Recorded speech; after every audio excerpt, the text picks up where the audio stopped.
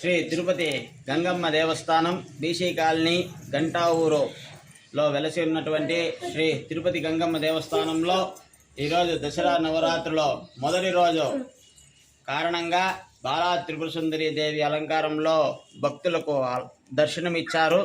తరువాత కొంతమంది భక్తులు ఈరోజు అమ్మవారి దీక్ష కూడా తీసుకొని ఈ 11 రోజులు దేవస్థానంలోనే అమ్మవారి యొక్క దీక్ష తీసుకొని 2వ తేదీ అనగా విజయదశమి రోజు అగ్నికుండ ప్రవేశంతో మాలధారణ విరమిస్తారు.